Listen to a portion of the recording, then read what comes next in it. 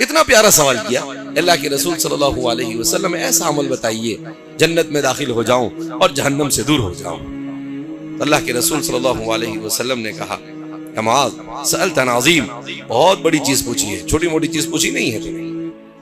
پھر حضور نے سکھایا کہ الاسلام، اسلام کیا ہے، ایمان کیا ہے، جہاد کیا ہے، سب بتائے. اور اخیر میں حضور نے کہا الا ادلک علی ملاک ذلک کلہ، کیا اے معاذ میں تمہیں ایسی چیز نہ بتاؤں جو ان سب کی جڑ ہے. تو حضرت معاذ نے کہا بلا یا رسول اللہ، ضرور، میں تو یہی تو سوال کر رہا ہوں آپ سے. تو آپ صلی اللہ علیہ وسلم نے اپنی زبان باہر نکالی اور کہا یہ زبان ہے نا، یہ چھوٹی سی ہے، اس کی حفاظت کرو. کہا یہ چلتی ہے، ایسی چلتی ہے اور چلنے کے بعد 32 باڈی گارڈ کے بیچ میں جا کے چھپ جاتی. یہ دانت جو ہے نا وہ کیا ہے، باڈی گارڈ ہے. تو ایک نہیں، دو نہیں، چار نہیں، کتنے باڈی گارڈ رکھا اس نے؟ 32 باڈی گارڈ ہے اس کا.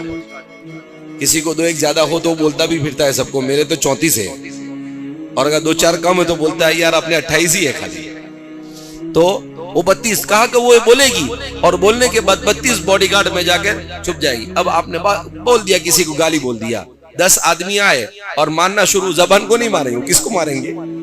کوئی ہاتھ توڑے گا، کوئی ٹانگ توڑے گا، کوئی سر پھوڑے گا. تو اس لیے کہا جب صبح ہوتی ہے تو تمام اعضاء زبان سے کہتے ہیں کہ اس کے سامنے کھڑے ہوتے ہیں کہ بھائی تو سلامت تو ہم سلامت، اگر تو نے گڑبڑ کی تو ہماری خیر نہیں. اس لیے اللہ کے واسطے سیدھا رہیے.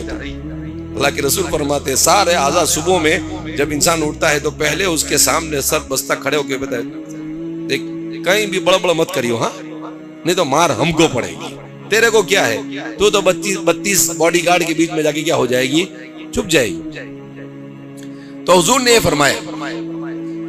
تو حضرت معاذ بن جبل کہنے لگے اللہ کے رسول صلی اللہ علیہ وسلم کیا ہم جو بول رہے ہیں اس پر بھی ہمارا مؤاخذہ ہوگا؟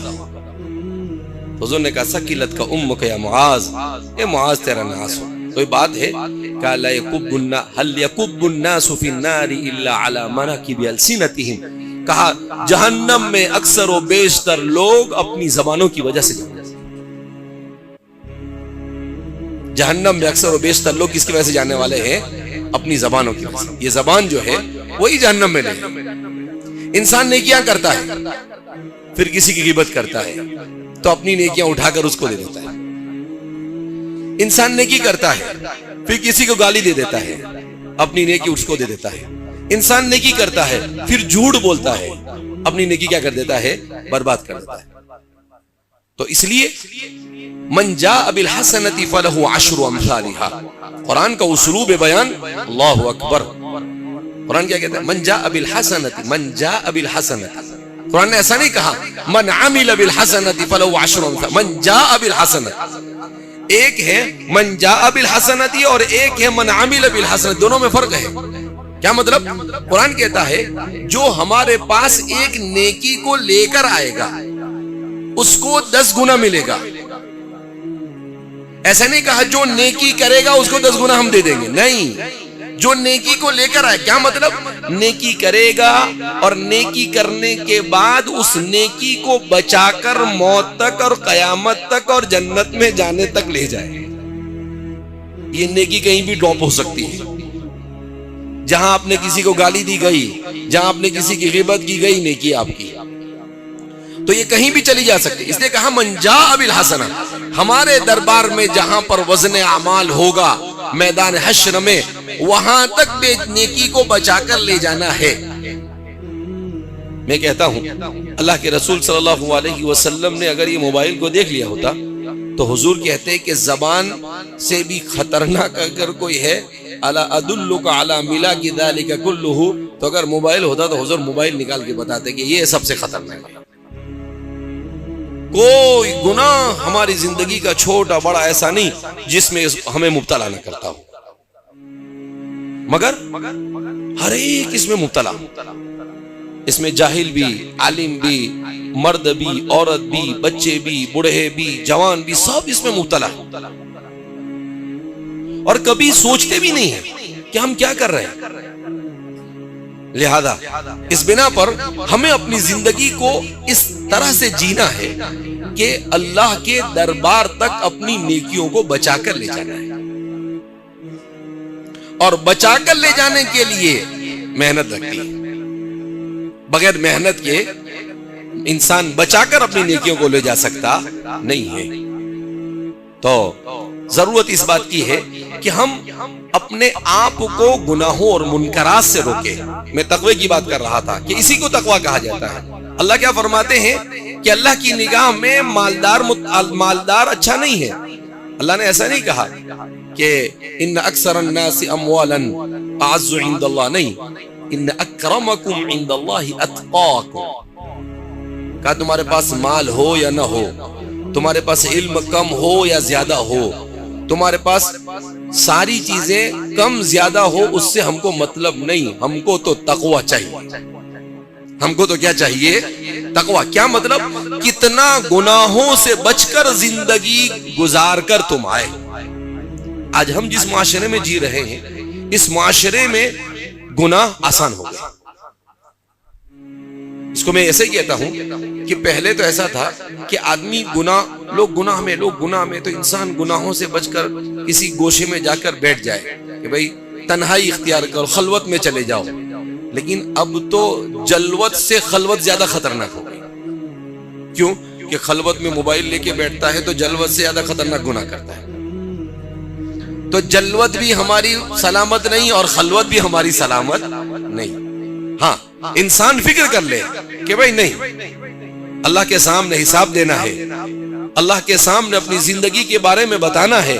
اللہ یہ نعمتیں دے رہا ہے تو ان نعمتوں کا اللہ کے سامنے ہمیں حساب دینا پڑے گا. ایسے تھوڑی ہے کہ انسان کو نعمت ملی، کھایا پیا اور نکل گئے، کچھ ہونے والا ہے. اَيَحْسَبُ الْإِنسَانُ أَن يُتْرَكَ سُدًى، کہ انسان یہ سمجھتا ہے کہ ایسے ہی چھوڑ دیا جائے گا. نہیں، ہم نے اتنا زبردست انسان بنایا تو اتنا زبردست انسان ایسے ہی نہیں بنایا. آپ دیکھو آج سائنس کو اٹھا کر دیکھو، وہ انسان کے سر سے لے کر انسان کے پاؤں تک ایک ایک چیز پر جو سائنس سے ریسرچ آیا ہے، انسان کا دماغ حیران ہو جاتا ہے. اللہ اکبر، اے اللہ تو نے کیسا انسان بنایا، کیسی کیسی چیزیں انسان کے باڈی کے اندر میں فٹ کی ہے. انسان کے باڈی میں سیلز کیسے کام کرتے ہیں، کتنے سیلز ہوتے ہیں، انسان کے دماغ میں نیورون کیسے کام کرتے ہیں. انسان کا دماغ ایک ایک چیز پر جو تفصیلات آئی ہے اسے پڑھے تو انسان کا ایمان تازہ ہو جائے کہ اللہ، مگر عجیب دنیا ہے. انہی چیزوں کو اللہ سے دور کرنے کے لیے استعمال کیا جاتا ہے. سائنس کے ذریعے سے لوگوں کو اللہ سے دور کیا جا رہا ہے.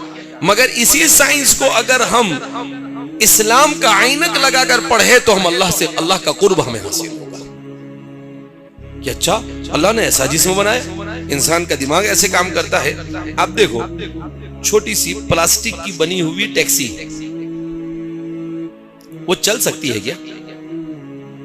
اگر اس میں سیل نہ ہو، اگر اس میں وائرنگ نہ ہو، اگر اس میں کچھ نہ ہو تو وہ چلے گی؟ نہیں چلے گی. یہ انسان کی باڈی کتنے کام کرتی ہے. انسان بولتا ہے، کبھی چارجنگ کرنے کی ضرورت پڑتی ہے، کبھی چارجنگ کرو زبان کی. انسان سنتا ہے، کبھی ضرورت پڑتی ہے کہ بھئی میکینک کے پاس جا کر اس کو کیا کرو، ریپیئر کراؤ اس کے اندر میں. نہیں. تو انسان کی باڈی میں اتنی نعمتیں. حضرت قاری طیب صاحب نور اللہ مرقدہ فرمایا کرتے تھے کہ یہ پوری دنیا عالم صغیر ہے اور انسان کا جسم عالم کبیر ہے. کہ جتنی چیزیں دنیا کے اندر میں آپ کو نظر آ رہی ہے وہ ساری چیزوں کے سیمپل آپ کو انسان کی باڈی میں نظر آئے. دنیا میں آپ جنگل دیکھتے نا، کہ انسان کے سر پر جنگل ہے. دنیا کے اندر آپ دیکھتے ہیں ندی نالے ساری چیزیں بہتی رہتی ہے. انسان کے بدن میں دنیا میں بھی 73% پانی ہے اور انسان کے بدن میں بھی 73% پانی ہوتا ہے. جتنا پانی زمین پر ہے اتنا پورا انسان کی باڈی میں، ہر انسان کی باڈی میں 73% کیا ہوتا ہے؟ پانی ہوتا ہے. جتنا آکسیجن دنیا میں اتنا آکسیجن انسان کے پاس ہے. ہر چیز کو اٹھا کر دیکھو تو اللہ نے ایسا انسان بنایا ہے کہ قرآن میں اللہ خود فرماتے ہیں وَفِي أَنفُسِكُمْ أَفَلَا تُبْصِرُونَ. اگر تم اپنی ذات پر بھی غور کرو گے تو اللہ کی محبت اور اللہ کی عظمت تمہارے دل میں بیٹھے. مگر نہ ہمیں سوچنے کا ٹائم ہے، نہ ہمیں کچھ کرنے کا ٹائم ہے۔ حکیم الامت مجدد ملت حضرت تھانوی رحمۃ اللہ علیہ کی آخری بات کہہ کر اپنی بات کو ختم کرتا ہوں۔ حضرت تھانوی رحمۃ اللہ علیہ فرماتے تھے کہ اسلام کسی ایک شعبے کا نام نہیں، اسلام کے 5 شعبے ہیں موٹے موٹے طور پر۔ سب سے پہلا شعبہ عقائد، کہ انسان مسلمان کا عقیدہ کیا ہونا چاہیے۔ دوسرے نمبر پر عبادت، تیسرے نمبر پر معاشرت، تیسرے نمبر پر معاشرت، چوتھے نمبر پر معیشت، اور 5ویں نمبر پر تزکیہ نفس۔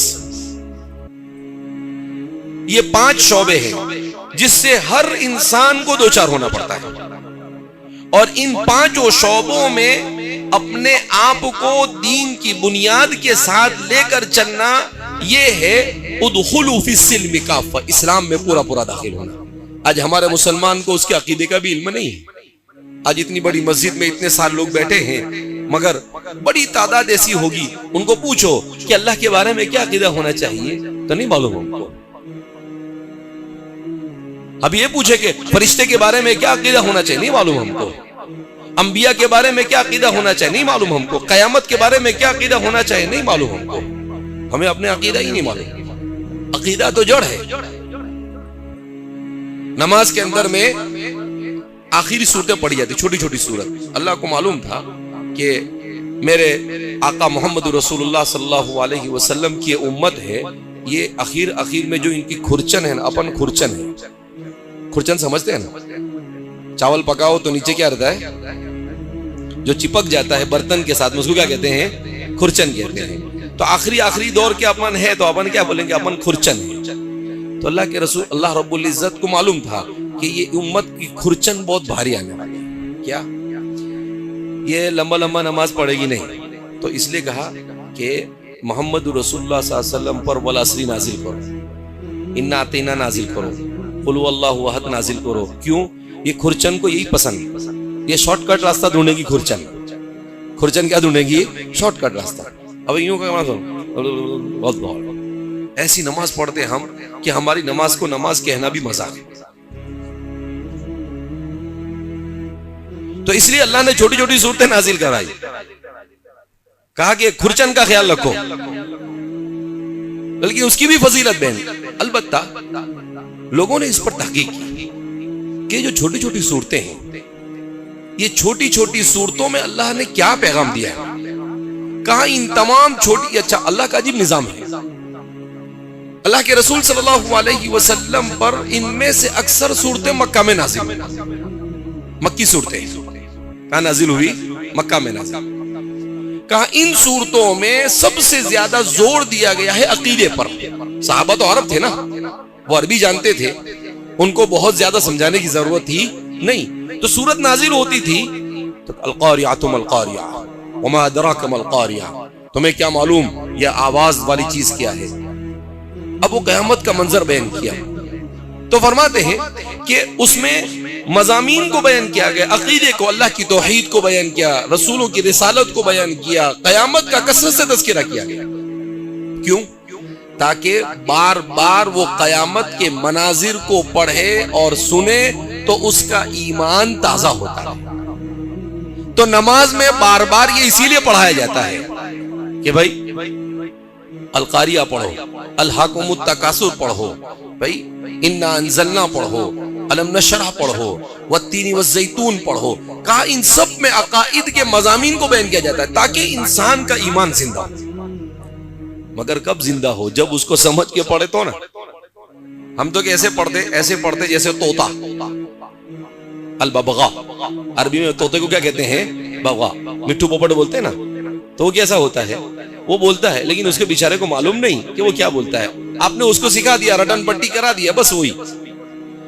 تو صحابہ کا ایمان، سیدنا حضرت ابوبکر صدیق رضی اللہ تعالیٰ عنہ یہ فرمایا کرتے تھے کہ حضرات صحابہ کی زندگی میں جس عقیدے نے انقلاب برپا کیا وہ تھا عقیدہ آخرت۔ وہ کیا تھا؟ عقیدہ تھا، یعنی صحابہ کا ایمان آخرت کے اوپر اتنا مضبوط اللہ کے رسول صلی اللہ علیہ وسلم نے کیا تھا کہ انہیں اپنی آخرت ہی ہر جگہ پر نظر آتی تھی، دوسرا کچھ نظر نہیں آتا۔ وہ دنیا میں بھی ہوتے تھے، وہ دکان میں بھی بیٹھے تھے تو وہاں بھی آخرت نظر آتی تھی. اسی لیے قرآن نے کہا رجال لا تلہیہم تجارت ولا بیع عن ذکر اللہ، کہ ہمارے صحابہ تو وہ لوگ ہیں کہ تجارت انہیں اللہ کے ذکر سے غافل نہیں کرتے. ایسا نہیں کہ اذان ہو رہی ہے، نماز ہو رہی ہے، بازو میں مسجد ہے، لیکن ہمارے مسلمان کو مسجد میں آ کر 2 رکعت 4 رکعت نماز پڑھنے کی توفیق نہیں ہوتی اس کو. یہ ایمان مردہ ہو چکا ہے. اللہ نے ایمان تو دے دیا، مگر اس ایمان کو موت تک بچا کر لے جانا یہ ہمارے ذمے کیا ہے کہ چلو ٹھیک ہے ہم نے کیپیسٹی دے کر دے دیا تم کو، اب دیکھتے ہیں تم موت تک لے کر آتے ہو یا نہیں، یا بیچ میں ہی کہیں پر چھوڑ کر کیا ہو جاتے ہو. اللہ حفاظت فرمائے.